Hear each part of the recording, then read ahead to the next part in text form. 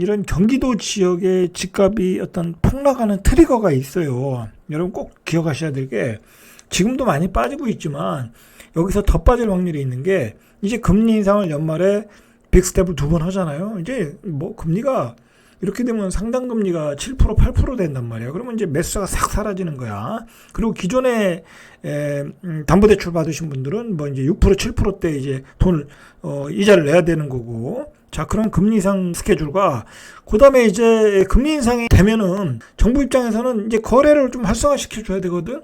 그러면 규제를 풀어준다고. 지금 이제 국토교통부에서 참 잘하는 게 뭐냐면 꼭 금리 인상 시기에 맞춰가지고 규제를 풀어주더라고. 지방도 마찬가지고. 요번에 이제 주정심에서 풀어준 다음 날인가 미국에서 금리 인상했잖아요. 자, 그런 스케줄대로 지금 정부가 풀어주고 있다고. 그러니까 금리 인상을 앞두고 규제를 풀어준다. 자, 그러면은 규제가 풀어줘도 규제 풀어주는 효과가 하나도 없고 오히려 규제가 풀어준다는 얘기는 분양권 전매가 가능하다는 얘기거든. 근데 경기도권은 사실 분양권 전매가 규제를 풀어주면 분양권 전매가 가능한 아파트가 많이 나와요. 그 얘기는 매물이 쏟아져 나온다는 얘기야. 시장에 매수세는 없고 매물이 쏟아져 나오고 그러니까 더 매수자 입장에서는 더 다양하게 살 수 있는 상품들이 많아지잖아요. 자, 그렇게 되면 경기도의 집값은 폭락을 하게 되는 거야. 여기서도. 응? 그렇게 보셔야 돼. 이게 메인 흐름이야. 응? 금리 인상과 규제 풀어주는 거. 자, 그렇게 만약에 경기도의 집값이 여기서 더 폭락을 한다면 서울의 도심은 더 폭락을 하는 거야. 자, 그러니까 제가 이제 누누이 말씀드리지만 지금 서울 도심에 뭐 집을 가지고 계신데 팔 계획이 있는 분들은 지금 팔아야 돼. 특히 이익이 많이 남으신 분들은 그냥 팔아야 돼. 방법이 없어. 고점 대비 뭐 얼마가 많이 떨어졌으니까 이건 내가 이 가격에 왜 파냐고 뭐 전세 월세로 넣었는데 나중에는 팔 기회도 없고 나중에는 3, 4억 더 떨어져서 팔아야 돼. 오히려 지금 3억에 뭐 마이너스 3억 정도에 살 사람이 있다고 하면 기분 좋게 파셔야 돼. 이 경기도 규제가 풀리고 경기도 외곽 지역에서 집값이 떨어지고 자, 그러면 서울 도심에 영향을 줄 수밖에 없는 거야. 그건 당연한 거 아니겠습니까? 그리고 경기도 외곽에 있는 물건 자체가 서울의 도심에 있는 물건을 도심에 있는 아파트와 대체제가 되거든. 응? 그리고 외곽에 있는 아파트가 깨끗하고 교통도 좋고 충분히 경쟁력이 있거든. 그러면 그걸 산단 말이야. 가격도 훨씬 싸고 서울의 도심에 있는 아파트가 얼마나 비싸요. 뭐 심지어 서울 역세권에 있는 아파트들은 새거 기준으로 지금은 떨어져서 뭐 한 12억, 13억 하잖아요. 11억, 13억 하잖아. 자, 근데 외곽으로 나가면 그거 반값에 사잖아. 6억이면 사잖아. 심지어는 5억에도 사고, 7억에도 사고, 그러잖아요. 자, 그러면 그걸 사지. 근데 거기에 또 프리미엄이 다 날라갔어. 그러면 그걸 사지. 자, 그런 그 흐름으로 간다.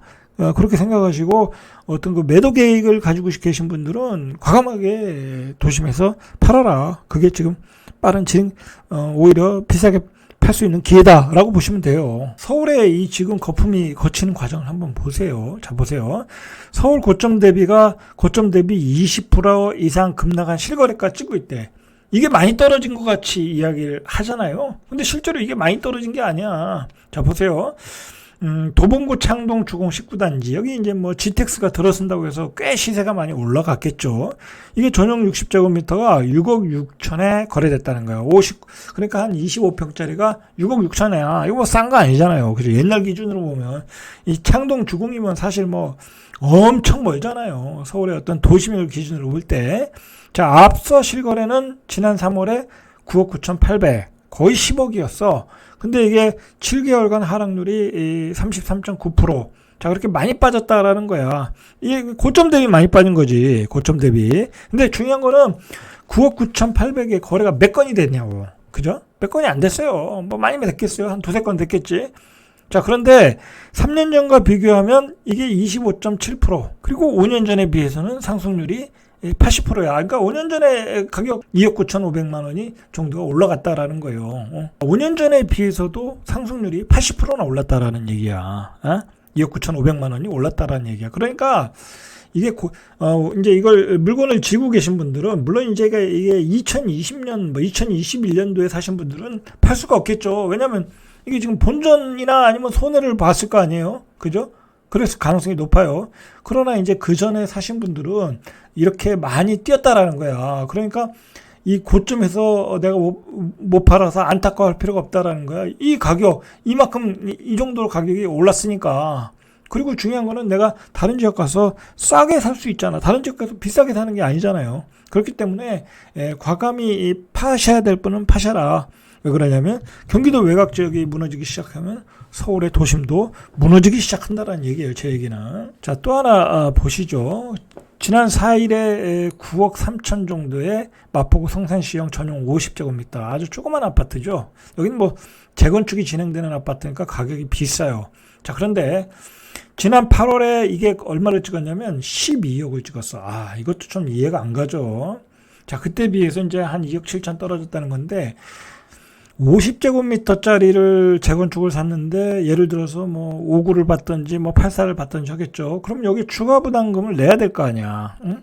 그러면 뭐 한 5억?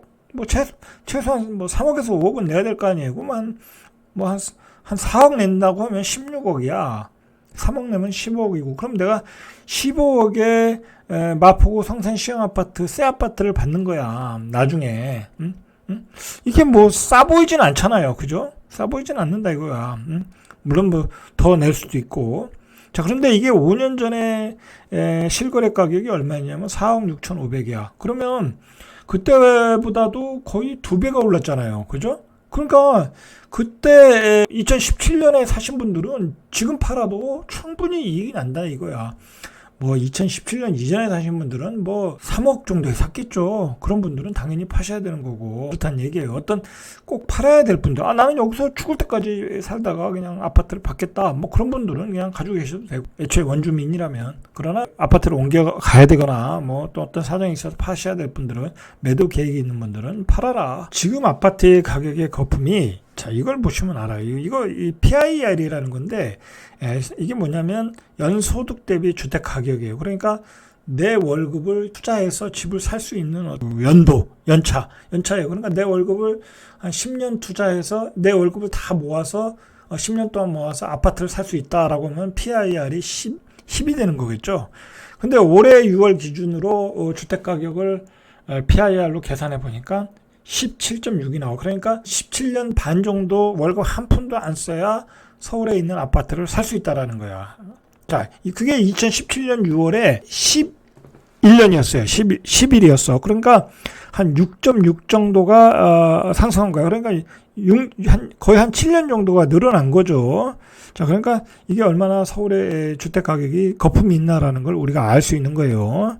자, 그만큼 서울의 주택 가격이 거품이 껴있다라는 거야. 이 수치로 보면은. 그러면 이제 마피 확산이 어디까지 되겠냐 이거예요. 지금 이제 전국적으로 확산되고 있잖아요. 뭐 이제 광역시에서도 확산되고 있고, 뭐 포항, 경주 그런 조그만 도시에서도 확산되고 있고. 자, 이제 광역시에서도 핵심 지역은 프리미엄이 떨어지긴 하지만 뭐 마피 부피까지는 아니거든요. 자, 근데 이제는 이제 그 광역시에서도 입지가 좋은 지역에서도 반토막 이상이 날 수 있어요. 예를 들어서 제가 생각하기에는 대구 같은 지역에 범어동 같은 지역이, 수성구 범어동이 대구의 강남이잖아요. 자, 그런 지역에서도 프리미엄이 많이 붙은 지역은 뭐 지금 현재 뭐 4억까지 붙어 있잖아요. 4억, 3억 붙어 있거든요. 자, 그런 데가 입주할 때 그 피가 다 날아가는 거야. 심지어 그렇게 나올 수 있어요. 왜냐면 분양가 자체도 비싸니까. 그 분양가로 잔금을 못 치르니까 그런 현상들이 광역시에서도 좋은 입지 아파트에서 나올 수 있다. 그 얘기는 뭐냐면 이제 광역시에서도 꼭 실입주자들은 그때를 이용해서 집을 사시면 되는 거예요. 입지가 좋은 아파트들도 프리미엄이 상당 부분 깎일 가능성이 많다. 이제 그렇게 보시면 될 것 같아요. 자, 뭐 경기도에서 조정지구를 풀어주면 당연히 경기도에서도 입지가 좋은 지역은 당연히 프리미엄이 낙폭이 크게 나올 수 있고, 자, 그 효과로 서울의 도심에 있는 아파트의 가격도 굉장히 구축도 떨어지고 신축도 프리미엄이 굉장히 많이 떨어질 수 있어요. 그러니까 이게 경기도 조정지구를 풀어줄 때가 제가 보기에는 어떤 그 시세의 하락의 트리거가, 본격적인 하락의 트리거가 될 수 있어요.